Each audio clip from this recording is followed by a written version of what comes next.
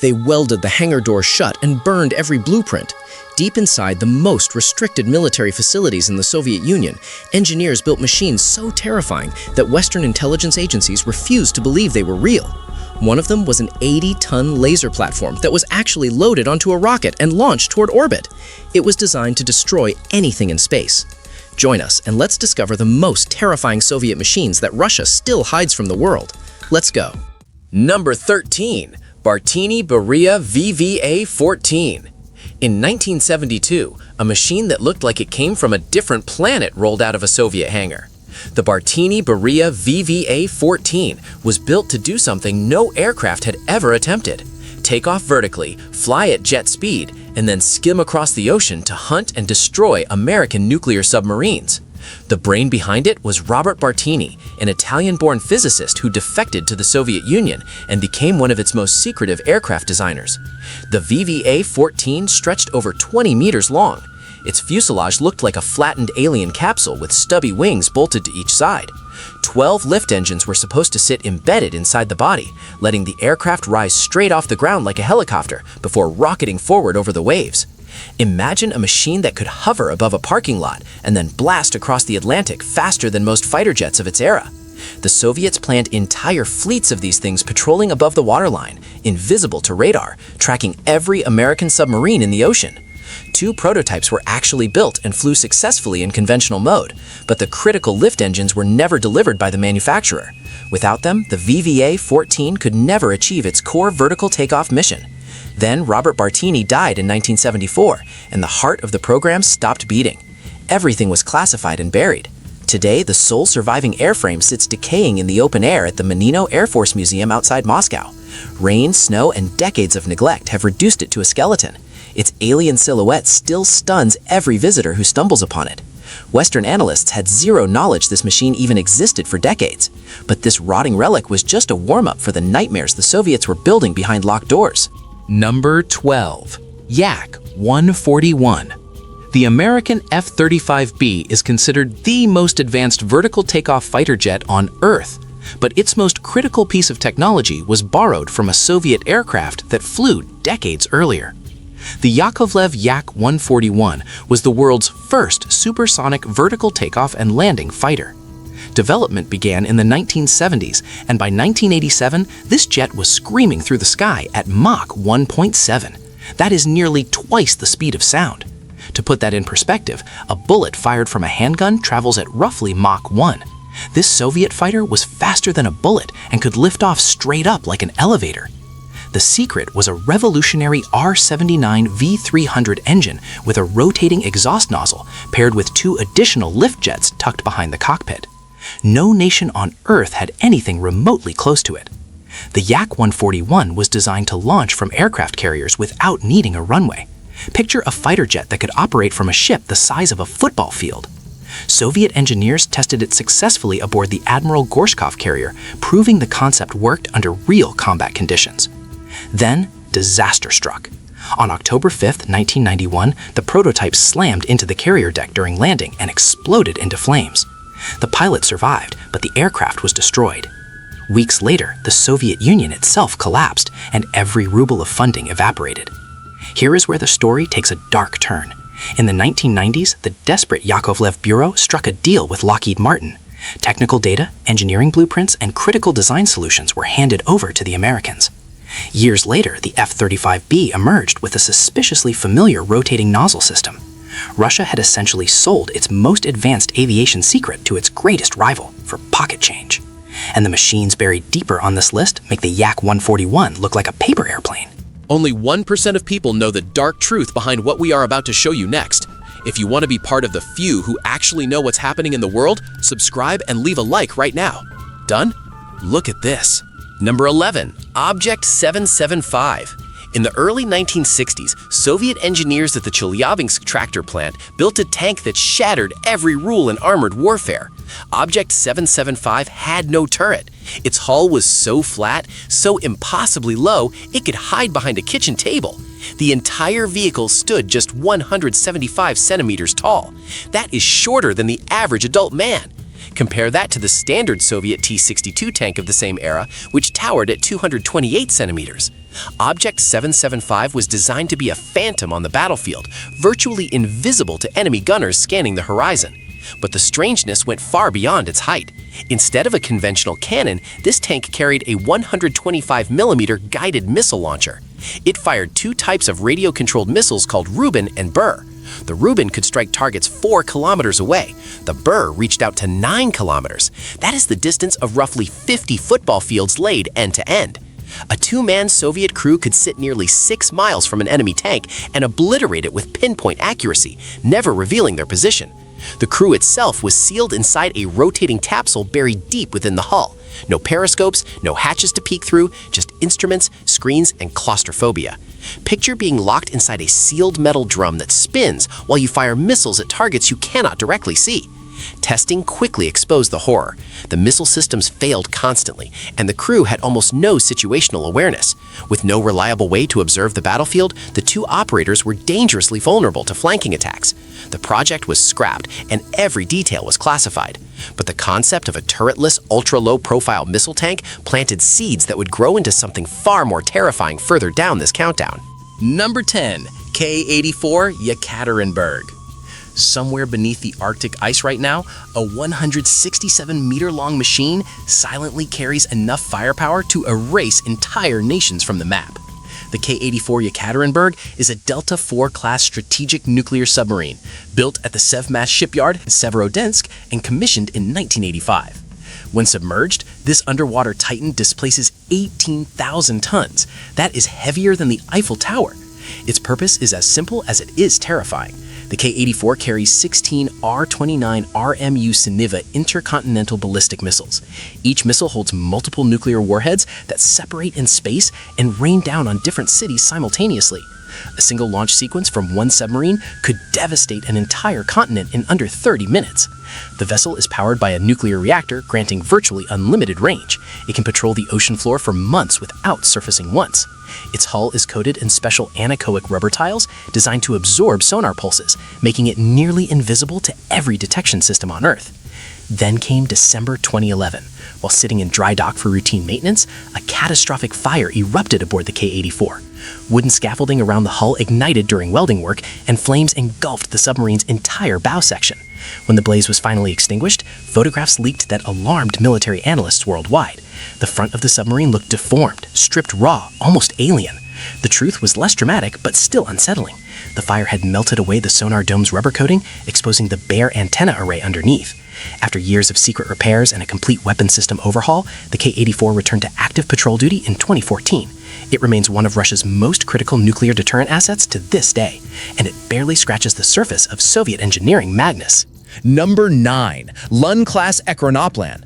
Imagine a vehicle the size of a commercial airliner flying just 4 meters above the ocean surface at over 340 miles per hour, with 6 nuclear-capable cruise missiles strapped to its back.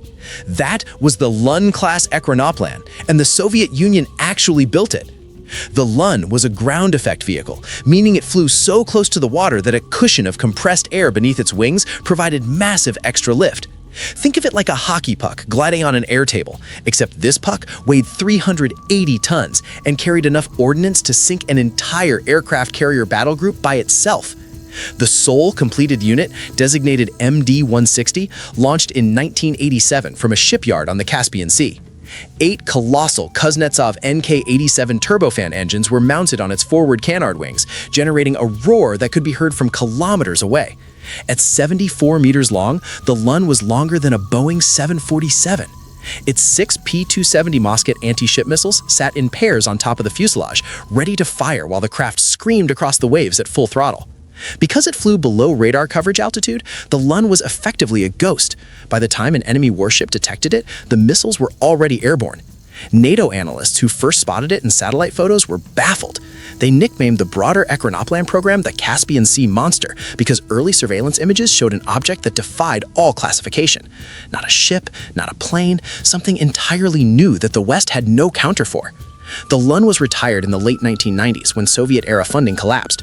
Its sole surviving hull now sits beached and rusting near Derbent, Russia. But the Soviets had even more unbelievable weapons hidden in their arsenal. Number 8. 1K-17 Shati. In the final years of the Soviet Union, military engineers built a weapon that sounds like pure science fiction. The 1K-17 Shati was a laser tank. Not a concept sketch, not a theoretical proposal. A fully constructed, fully operational armored vehicle that fired concentrated beams of light at enemy targets.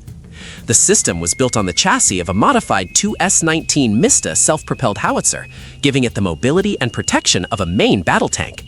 But where a normal tank has a cannon barrel, the 1K-17 carried a massive array of laser emitters concealed behind armored shutters on its turret. When those shutters opened, they revealed 13 individual laser lenses arranged in a vertical column. The weapon was not designed to explode or burn through armor. Its purpose was far more insidious. The laser was engineered to permanently blind every optical and electro-optical system on the battlefield. Targeting cameras, laser rangefinders, missile guidance sensors, helicopter optics, every electronic eye on a NATO vehicle within range would be scorched and destroyed by invisible beams moving at the speed of light. The laser was powered by a synthetic ruby crystal rod of extraordinary size. Reports indicate the Soviets grew an artificial ruby weighing over 30 kilograms specifically for this weapon. For perspective, a ruby in a jewelry ring typically weighs a fraction of a single gram. This was a gemstone the size of a human forearm, purpose-built for warfare. Only 1 or 2 prototypes were completed before the Soviet Union disintegrated.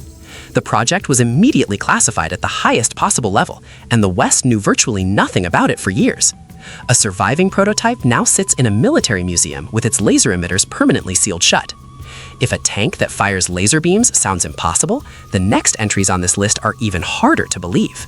Number 7. Mil V-12 Homer. The Mil V-12 holds a world record that no machine in history has ever broken.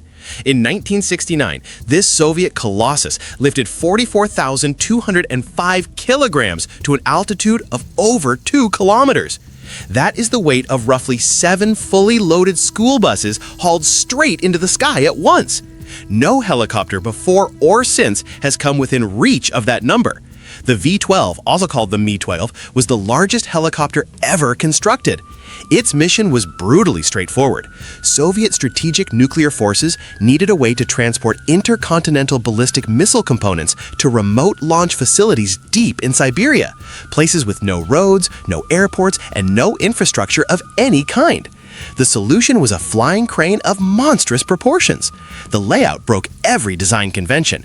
Instead of a single main rotor on top, the V-12 had 2 enormous 6-blade rotors mounted on stubby wings extending from each side of the fuselage. This transverse arrangement gave the machine the silhouette of a mutant dragonfly. Empty, the helicopter weighed 69 tons. Fully loaded, it tipped the scales beyond 105 tons. That is heavier than a loaded Boeing 737. Its cargo bay was the size of a military transport plane and could swallow trucks, shipping containers, and missile components whole. 4 D-25 VF turboshaft engines, 2 per rotor, generated combined thrust powerful enough to rattle buildings during ground runs. The 6-person crew sat in a cockpit that felt absurdly tiny perched on the nose of this Leviathan. Despite shattering world records, the V-12 was an operational nightmare. The twin-rotor transmission was so complex that routine maintenance consumed astronomical resources. When Soviet doctrine shifted toward fixed-wing transport aircraft, the need for the V-12 evaporated. Only 2 prototypes were ever completed before the program was terminated, but Soviet ambition was about to scale up even further. Number 6. EKIP Project. If someone told you the Soviet Union tried to build a flying saucer, you would probably laugh. But the EKIP project was real. It flew, and it nearly changed aviation forever. EKIP stood for Ecology and Economic Progress, a deliberately bland name chosen to conceal the true scope of the program.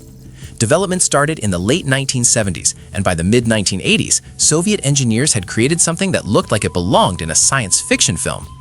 The EKIP was shaped aircraft with a flattened, lenticular body. It had no conventional wings, no tail section, no standard fuselage. The entire vehicle was one continuous aerodynamic lifting surface, like a giant metallic frisbee fitted with engines. It exploited the ground effect, the same principle used by ecranoplants, to achieve extraordinarily efficient flight at low altitudes over virtually any terrain imaginable. Water, ice, snow, desert, swamp, nothing stopped it. Some versions required almost no runway. certain configurations were designed to take off and land from completely unprepared ground, or even vertically.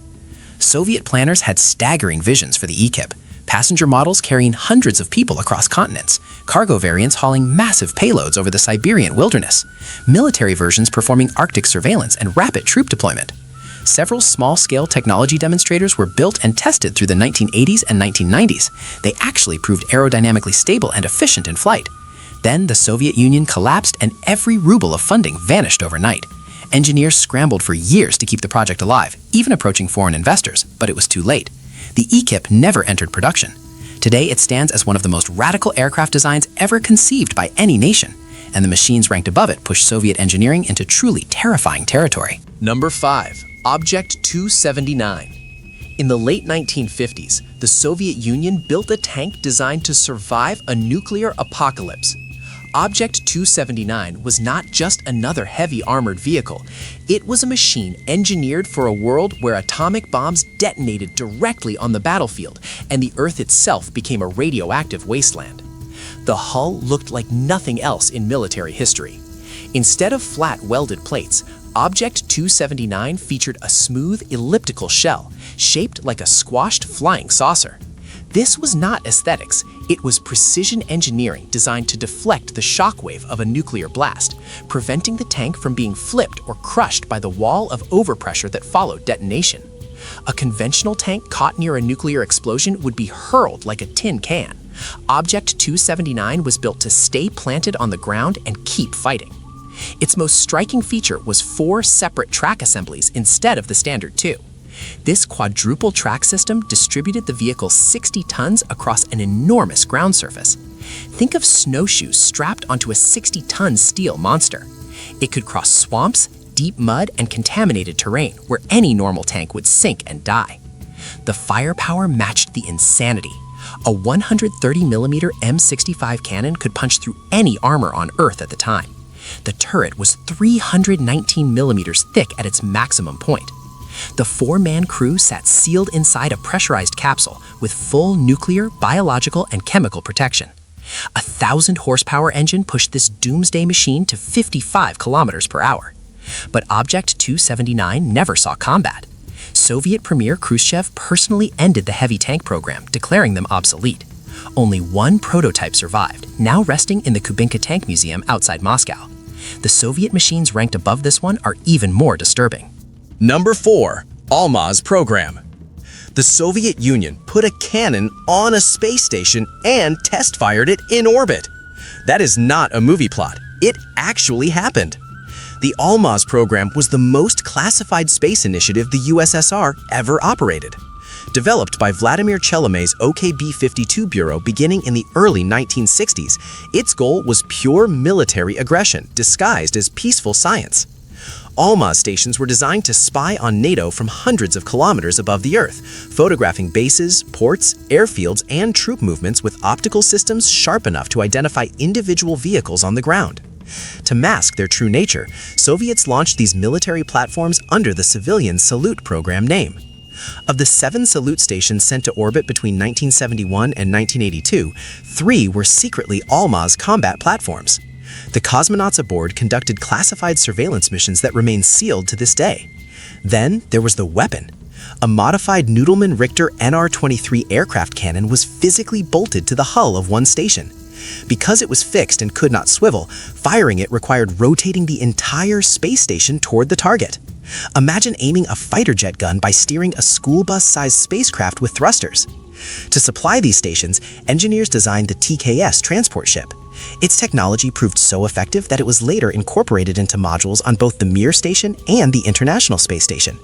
Soviet military engineering is literally built into the structure astronauts live in today.